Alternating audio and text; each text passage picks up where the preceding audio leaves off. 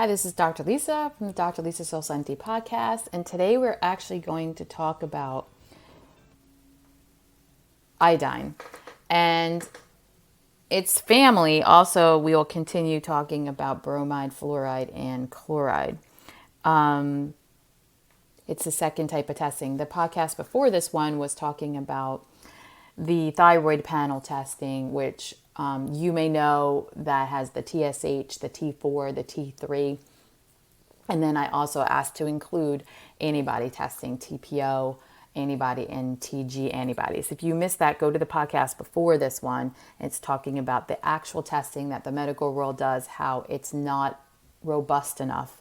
It's not the best way to do it. And so I go over the whys and explain if you're going to get a thyroid test done through the medical world to do it correctly, and I show you how to do it and I tell you how to do it. You also are always welcome to come and test through me. The other test you can do for thyroid that we do is iodine.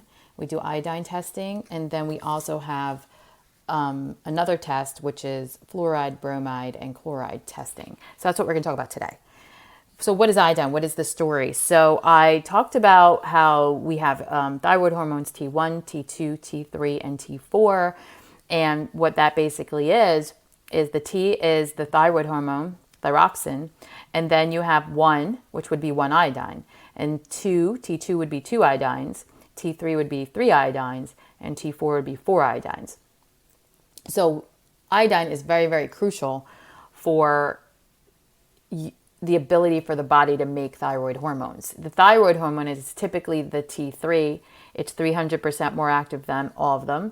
That's the one that gets into the cell and actually affects the metabolic rate of the cell. So that's what's really, really crucial in the energy and the metabolic and the health of the cell. So we're trying to get T3 and we're trying to get T3 into the cell. That's the ultimate goal, but there's a big story that happens here. I went over in the podcast before this how it's the pituitary that makes the TSH. The TSH goes to the thyroid gland and tells the thyroid gland to make T4 or to slow down, make a little bit more of it or slow down making it. But it's basically going to tell it to make T4, and then T4 needs to get converted to T3, and then T3 needs to get into the cell. So that's the story, and I kind of went over that. But what I want to talk about now is this iodine that I keep mentioning.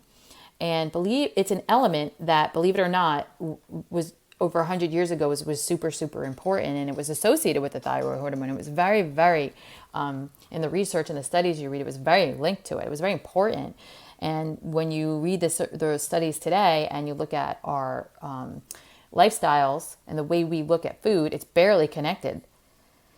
Iodine is found in trillions of cells in the body, and it's needed for life. It's needed for the cell life of the body. And so it's a very, very crucial element. It's responsible for the production of all the hormones in the body and in the immune system. It has antibacterial, antiparasitic, antiviral, anti-cancer properties. It's a very, very crucial, important element that we need to live with. When we don't have it, which in my case was a huge problem for me, when we don't have it, there's a lot of conditions that can be affected by your iodine levels. ADD, ADHD, as you know, that's one of my expertise areas. Arteriosclerosis, breast disease, breast cysts, breast fibroids, breast cancer is actually linked there. Fatigue, which we talked about chronic fatigue in a lot of my podcasts. Fibrocystic breast, I just mentioned. Goiters, which is the nodules, which I have in your thyroid, the big lumps in your thyroid. Hemorrhoids, headaches, migraines, hypertension. High cholesterol is a thyroid problem, so that could be linked into, if you don't have enough iodine, then you get a thyroid problem. Infections, liver diseases, ovarian diseases. So you have ovarian cysts are very, very common with iodine problems. Prostate disorders as well. Thyroid, of course, as I mentioned. Sebaceous cysts, which could go throughout the body and through the glands. And vaginal infections. So those are some right there in a pretty good list. A book I want to share with you. I've mentioned this professor that I took his courses and just I love his information. I have been able to take his information and create a protocol for myself that's been just life-changing. I got my life back from it, and now I'm using it with my patients. So I can't say enough about Dr. Brownstein, David Brownstein.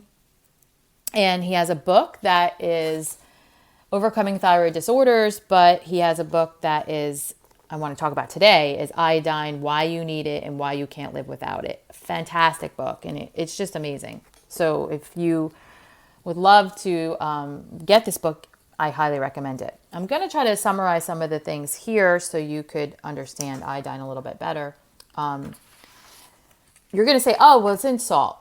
It's in salt. I don't have to worry about it. It's actually not in salt. We have refined salt. It's one of the worst things that we can take. There's a difference. And he actually has a book. Dr. Bronstein has a third book that I have here in front of me. I've read so many of his books. He has a book on salt. It's called Salt Your Way to Health. Very cute title. Excellent book. And I've been using salt in my diet. I was terrified to do that. That was a really, really hard life change that I had to make, was adding salt to my diet. We're actually going to do a podcast on salt. But just so you know, we're not talking about unrefined salt. We're not talking about the crap salt. I'm sorry. We're not talking about refined salt. The crappy salt that's in the foods and in all the products today that is just creating havoc in the bodies. You should definitely avoid refined, processed, man-made crap salt. That's not got iodine. And maybe they iodinize it, but it's not very available according to him. It's just not the way to go. It's a problem in your diet. He's talking about unrefined salt, the actual real salt. And so the best form would be sea salt. And I know that you might know about this.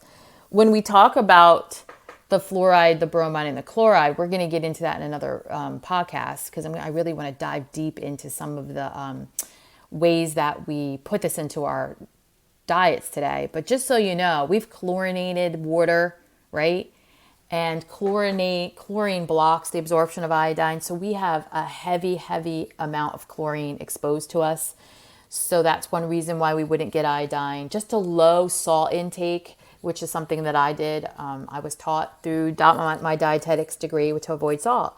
But, this was in the 90s, and no one really explained that you don't avoid natural salt. That's actually crucial. Our bodies are made up of salt and water.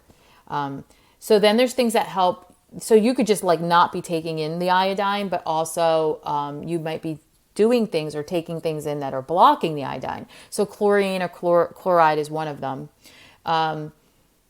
There's something called perchlorate, which is a metabolic form of chlorine, which inhibits the transport of iodine. And I believe that is found in water too. Fluoride is another thing that blocks the absorption of iodine, and that is in our water as well. And the dentists use it as well. And also something I didn't know that I'd love to share with you.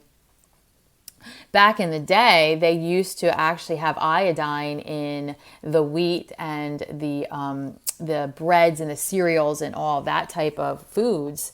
And what they wound up doing, and I don't have the years off the top of my head, but they wound up brominating it. If I could look at the years, I'm looking at my notes here to see if the years. But what they wound up doing was, I have here the 1960s, the bakeries, they added in the bakeries, right? They added bromine as a conditioner, and it interferes with iodine in the body. So that was the year I was trying to look for. And so bromine promotes goiters. Bromine can combine with receptors in the breast. It can cause breast cancer.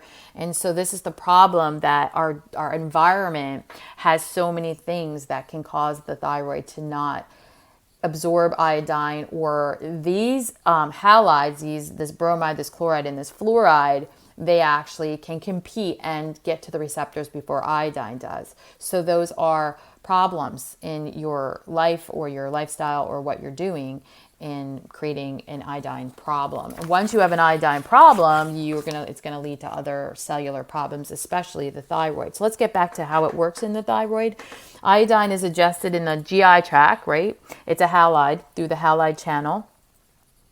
And it goes to the cell by something called the NAIS system. And what happens here in the thyroid is that you have 2 steps with iodine. And I know this is chemistry class, but I want you to really understand the crucialness of iodine, because I actually didn't. And I have a nutrition degree, dietetic degree, chiropractic degree. And then when I got into functional medicine, I was learning about it, but I still didn't take on the seriousness of it until I had a huge goiter that they want to just wait and see it get bigger to remove my thyroid. And I was like, oh my gosh, no. How did I get this goiter? How is this even possible? And for me, it was an iodine deficiency because I was avoiding it. So step 1 is called oxidation. And iodide, iodide, D-I-D-E. That's the one form of it. It gets converted to iodine, which is D-I-N-E. And the way we do this in the body is we remove an electron. And so iodide goes to iodine. But the important part here, and this is what, if you're a medical doctor, please listen to this. You're going to have H2O2, right? Hydrogen peroxide, and TPO. And this is the important part because nobody wants to look at the TPO antibodies. And the TPO is actually really crucial in the story. So TPO actually has got to work with the hydrogen peroxide. And in this story is also calcium and something we call A-idolactone. And that all has to come together in a nice little dance so you get iodine. So that's step 1, which is called oxidation. The step 2 is called organification, where iodine now is used to make your thyroid hormone T1, T2, T3, and T4. And you're also going to make that A-idolactone that gets affected by the oxidation of iodide to iodine. So when H2O2 and the TPO come together, they'll oxidize iodine to iodine, and it will influence, obviously, the levels of idolactone. So it's really, really important. In order to make this alpha idolactone, you need about 100 times the RDA of what they say. So step 1 is oxidation. Step 2 is organification. It's really, really interesting. This alpha idolactone protects the cell from proliferating. So this was important for my situation because what happened is I had cell proliferation. When you have a healthy cell, you have a healthy thyroid cell, and it becomes oxidized and it proliferates, it's going to actually cause a cyst. And then if it keeps going on, it'll become a mass. And so depending upon what happens inside this, if the mass becomes full of lymphocytes, because now the body's attacking it and antibodies are sent out there, it's eventually probably going to get really hard and cause cancer. And in the thyroid, what happens is when you get a break in the story that I'm telling you in this oxidation and iodide does not become iodine, this H2O is just sitting there and this TPO is sitting there and it just kind of accumulates. And so they don't get to do their thing. They don't get to do their little dance. So what happens is the hydrogen peroxide now oxidizes the TPO. And the TPO attacks and proliferates the thyroid cells. And the body goes, whoa, oh my gosh, and starts attacking the TPO. And that's why you can have TPO antibodies. So that has to be in the lab test. That's why I talked about in the podcast before this. You've got to check for the TPO antibodies because if this isn't happening, this step 1, this oxidation isn't occurring, it could not occur maybe because you don't have iodine in your diet like me, or you're taking in iodine, but you're taking in way more fluoride or chloride or bromide, and that's binding to the cells. So you just don't have iodine. So that could really just be a problem in step 1. So most people, if I'm talking to you and you have nodules and you have problems with the thyroid, with bumps and nodules and goiters, we're gonna want to look at this first step for you and then we're gonna want to look at your antibodies. Although when I run a panel, I always run the antibodies because you don't want to miss this step. We also have a test, since we're talking about iodine. We have a test to be able to test your levels of iodine, which I'll talk about in a second. I just want to get to step 2, which is that organification. So let's say you have enough iodine. And let's say that it's, the H2O2 does its thing, the TPO does its thing, iodine goes to iodine, and you have enough. So you're doing great, right? Then you have to look at the next step where iodine is used, where it's going to be needed to make T1, T2, T3, T4. And that's interesting steps too, because what's needed there is more iodine. There's an enzyme there that needs an iodine. And remember we talked about cofactors in the last podcast, but there's also cofactors in this story called selenium and zinc and B2, B3, B6, B12. They're all really kind of important in the story. But I just wanted you today to realize how important iodine is. And I broke it down as simple as I can in thyroid health, but also it plays a huge factor in thyroid destruction. Glutathione peroxidase is an enzyme that actually contains selenium. And so there's where selenium's needed. So there's just these enzymes that are needed. There's these cofactors that are needed. And just trust me that these are all needed. So let's get back quick to how to test for iodine. There's 2 ways to do it. There's actually 3. There's the skin test that everybody knows, where you get the iodine from the drugstore. You can put it on your skin and you watch how fast it's absorbed. But that's not really telling us the cellular absorption. It's not telling us those of the whole body. So we don't really love that one. There's a spot urine test where, I have a kit, and you would take the kit and you would pee in a cup, and then you would use the little paper, and you would actually just test it, and it would tell you how well your iodine's doing. That's a pretty accurate test, but the best test, if we really wanted to do it, it's called a 24-hour iodine loading test. And that's, again, a urine test where you're actually going to take a 50 milligram iodine tablet, and then through the 24-hour loading test, we're going to see what it does. How much iodine do you absorb? How much do you pee out? And so that's usually the best one. And the iodine, when we do treat people with iodine, we like to use iodide and iodine. And I find that one fascinating because some cells like iodide and some cells like iodine. So it's really good when you're taking an iodine supplementation to take it under a functional medicine practitioner, a nutritionist, or an MD's care, because you just want to make sure that you're doing the right test with iodine and taking the right amount, but also doing both forms, because some cells like iodine and some cells like iodine. So know that. And the last thing I can say is that some people are sensitive to iodine. So it's a very small percentage of the population, according to Dr. Brownstein's book and the courses that I've taken. So, but you want to make sure, that if you take it, and some people are allergic to it, so you might get an allergic reaction, skin rash, things like that. And sometimes people get like a little bit of heart palpitations or get a little anxious. So it's a very small population. If you do that, we usually back off on the amount. Obviously, if you're allergic, we just do a different approach.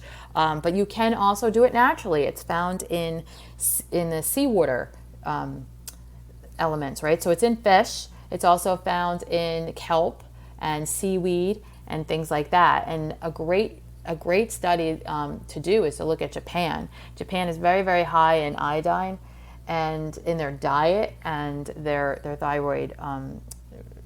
They don't have the thyroid disease like America. And so Dr. Brownstein talks about that. He talks about some of the studies that came out of there that the U.S. has manipulated, and it's a really interesting his books is just fantastic, so I can't talk about them enough. But there's a lot that goes on here. I can't get into the deep chemistry of all these pathways that happens in the thyroid, but if you're having a thyroid problem or you have any questions, you're welcome to contact me. I do telemedicine across the country. Also, pick up one of these books and see if you can expand on your medical knowledge, but again, don't let one replace the other. Okay, thank you. And keep listening to the podcast. We're going to continue with the thyroid series. Thank you.